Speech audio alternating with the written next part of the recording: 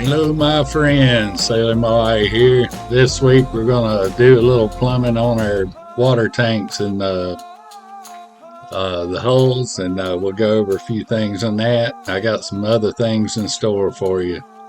All right, let's get on it. I got started by putting the water fill caps on top of both hulls that go into the berth area, and got two 5-gallon tanks that I'm going to install, in one in each hull, and plumb it into the back of each hull, so you can just open the door, get some water out of that. I got electric pumps that's going in, and I'll show you all of that stuff.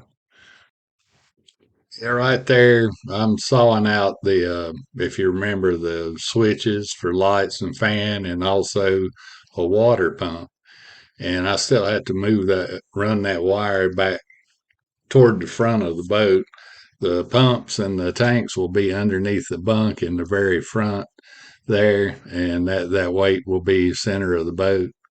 And anyway, we'll have pipe running back there right beside the switch or close to it, with a small outlet with a valve that we can open and close and fill pots, pans, or drinking water or whatever out of those tanks. And they're 5 gallons apiece. So that doesn't sound like much, but it's a lot more than we've had before. All right, we're getting ready to go out here and show you what I got on this boat so far on the plumbing part of this thing, and see what we can get done. So bear with me while I try to fall off this ladder.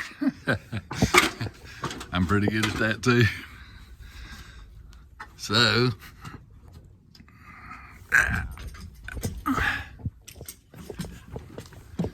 it's rough on an old man climbing around on this thing, because I'm still up on the trailer, and show you this while I'm up here.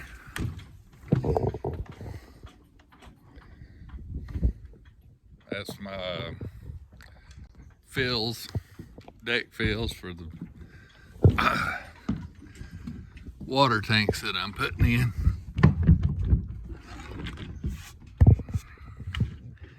And we'll go inside the boat.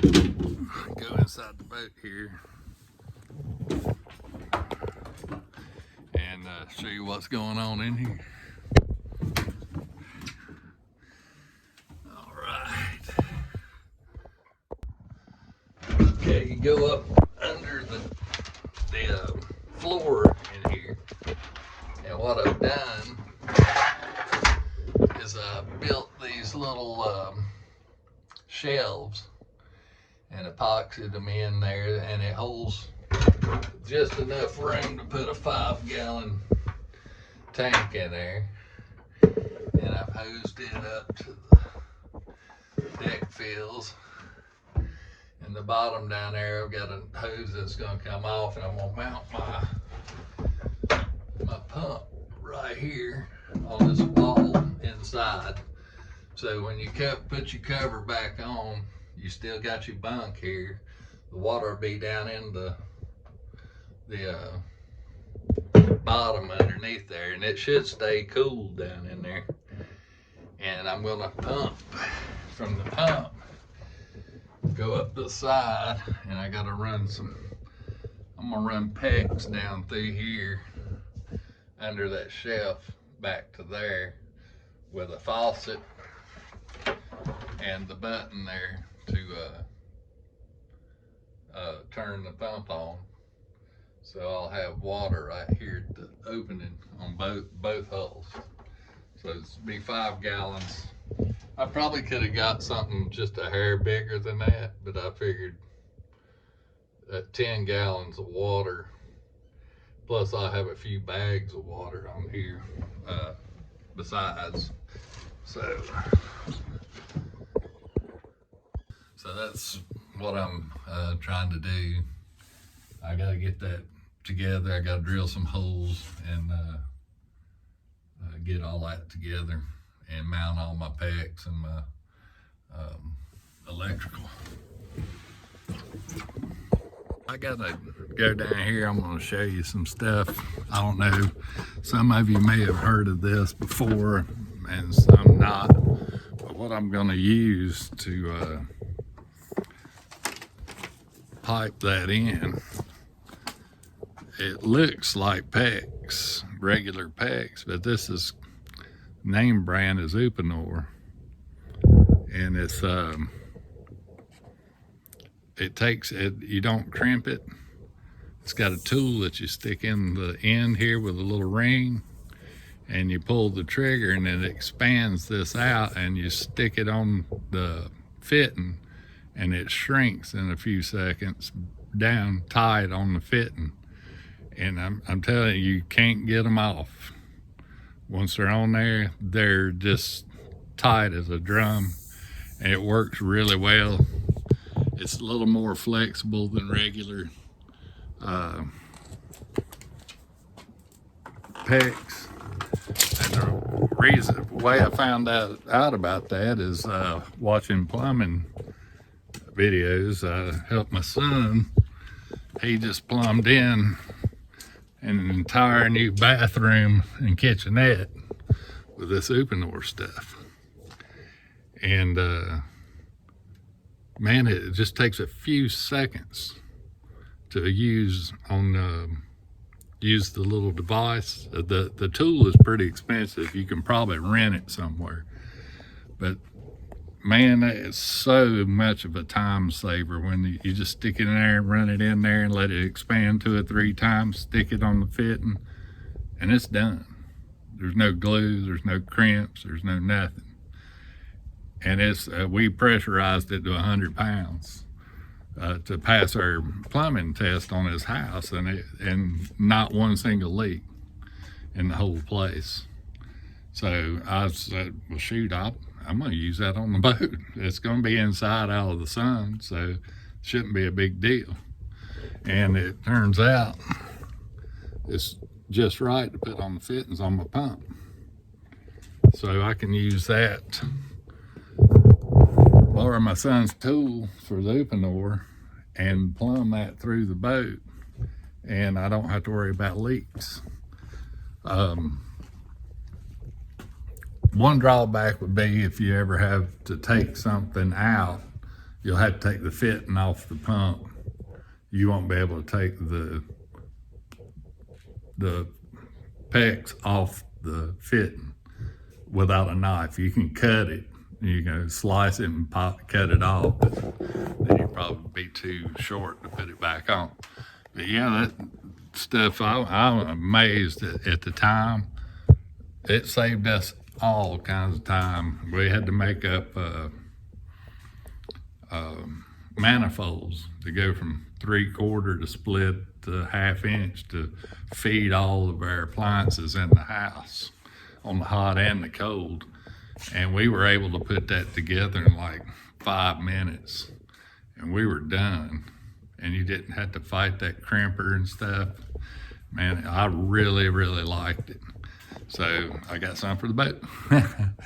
And check it out. There's the front deck I've been working on. I'm gonna have to do some changes. I'm running in some issues with my ideas on the putting the anchor, chain, and rode. I might have to put it at the back of the deck instead of the front, just to get it out of the way. So I'm still thinking through some of this stuff, and you gotta, every time you change one thing, it affects 5 others. So hang in there with me. I'm about to get my act together here, and we'll be back on the water soon, I hope. And I got 2 or 3 things planned for this year.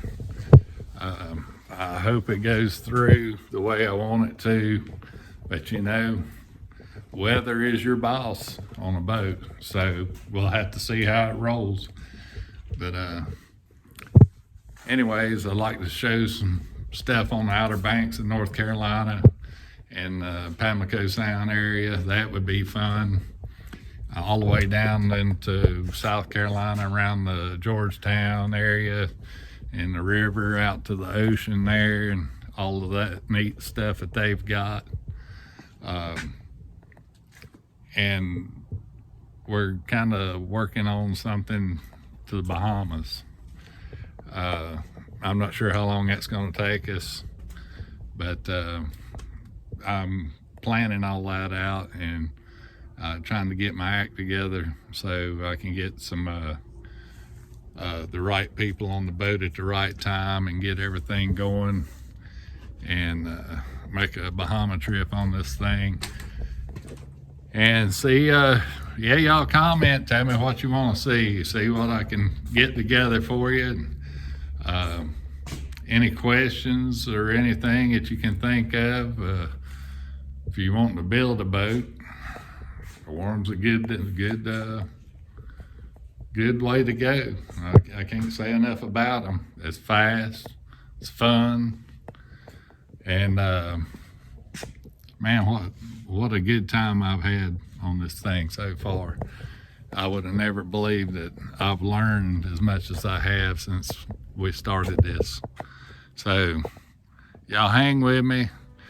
Give me a thumbs up if you enjoy it. Subscribe, it'll help us out. Check us out all over the medias and help us keep this thing going. It's tough. So see you guys later, and remember, do something you love.